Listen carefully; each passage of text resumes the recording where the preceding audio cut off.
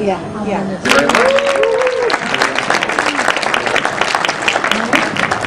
Wow, it's great to be back here. How you all doing this evening? Yeah. First, we want you guys to kind of get to know us a little bit better, but first we want to start off getting to know you all a little bit better. Let's see, we have some special books here to give away. We'd like to give this book to a couple that's been married the longest. Grow Old Along with Me. Oh. Yeah, but maybe we should keep that maybe. Anybody here without their spouse? One, two. Okay. Oh, we have Three, some. 4. And who traveled the farthest? And has the most kids? And has been married the longest? What we'd like to know is that even though things might not go exactly according to plan, we just ask that maybe you overlook some of the details, but hear our hearts. And our hearts are really for the two of you to work on your relationship. So wherever your relationship is right now, it is our sincere prayer that through tonight and tomorrow morning that you'll take just that next step closer to each other. So that's really our heart's desire. We're gonna do our best. We know that this material is great. We have complete confidence in it, because we steal from the best. Are inspired by the best. That's what I'm trying to say. So it's great. But seriously, Family Life has been doing marriage conferences. How many of you have been to a Weekend to Remember? Ooh. And many of us were at the same one in the 90s in downtown Milwaukee. So that was before we were even involved in it. We went to that. A group of us from Harvest went downtown to that.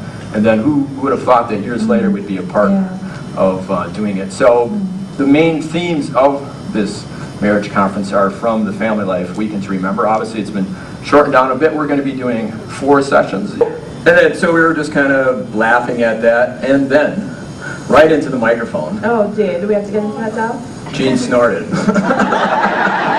That's later, I promise. Okay, and then it just kind of went from there. So If you see me going like this, that means I'm trying not to. So it's not I'm being rude, try not to snort. but actually we met a lady in Australia, and she has a thing, speaking of snorting. That's how we wanted to start off the conference. Speaking of snorting, this lady, she had this unconscious thing she did. When she'd hug you, she would snort right into your ear when she hugged you.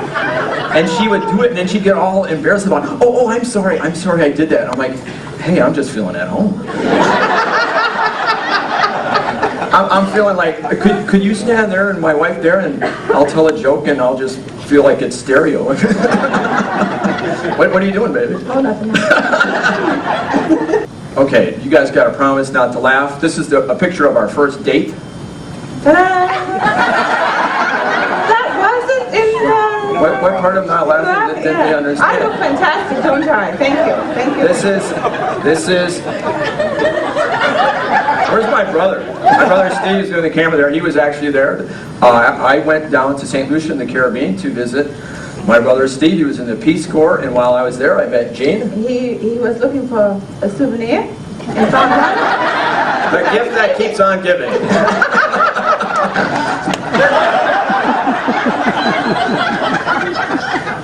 It's going to be a long night, baby.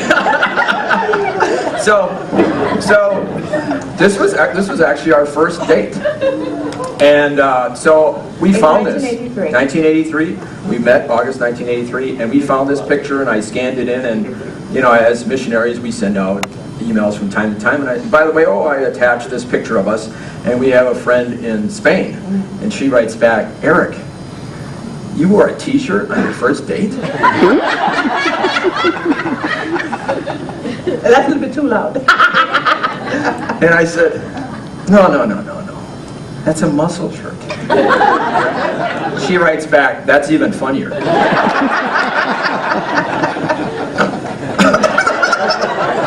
It's going to be a long night, baby. Okay, so that's our first date. We met in 1983. Let's fast forward to, we got married in 1987. Yep. Then we dated. Yep. Okay. Yeah, we did for 5 years, and we have 2 children. Oh, let's get the children up there. John and Wanda. Wanda is 18, just graduated high school. John is 14, and he's going to go into year 9 a week after we return to Australia. That's right. We're here on the Australian summer vacation. Yeah, they are just right on now. holidays. Everything's Yeah. tipped upside down. And now, one thing, we're glad you're here tonight, and hope to see you again tomorrow morning. But we'd also like to invite you to come to Harvest Sunday morning, the second service at 10:30, because our daughter Wanda and son John will be baptized right over here. Yeah. So it's kind of worked out that way. This wasn't planned to be all this weekend, but it kind of worked out that way, and we're really excited about that. And it reminded me, in this very church, back in the mid-90s, late 90s, when Wanda was probably about 3 or 4, back in the age when I would take her into the men's bathroom with About me. 3 Yeah, years, 3. yeah. The appropriate age, I'm sure. Okay, so this is what happened. Now, that door right there, when people get baptized and they're all soaking wet, as I understand it, they go through that door and there's a back door into the restroom. And the back stall is where they change. So that just happened to be the stall that we were in the men's room when there was a baptism. So we were in there, and she's seeing all this water on the floor. She goes, "Dad, what's that for? Why is that there?" I said, "Oh, Wanda, I just want to tell you, that's because somebody was baptized. That's a wonderful thing when somebody, to show their faith in the Lord, they're dipped down into the water and come back up. That shows their faith." She goes, "I'm not going to do it. I'm not going to do it." I'm like, why is she so opposed to baptism? She goes, "They're not going to dunk me into that toilet."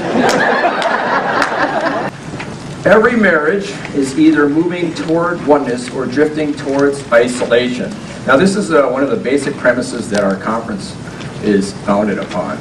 Now, I think we can all relate to how things gradually drift over time. Have you ever gone to the beach and you put your stuff down, your towel and your stuff, and then you go into the water and you're focused on playing in the water, and then all of a sudden, some time goes by and you look and you're like, "Well, where's our stuff?" And it's like way over there. How did it do it? Because over time you kind of gradually drifted. Has that ever happened to you? And a lot of times that's what happens in marriage as well. We start out, very close, and then all of a sudden we realize that we're nowhere near where we first started out. We want to emphasize that right from the start here, that unless we're taking proactive steps to move closer, we're going to drift apart. And I just want to begin by congratulating each and every one of you here for taking this proactive step, and we just pray that through this conference that you'll take that next step in getting closer together. I believe it was Billy Graham's wife Ruth who once said, she never ever considered divorce. Murder had crossed her mind a few times, but never divorce.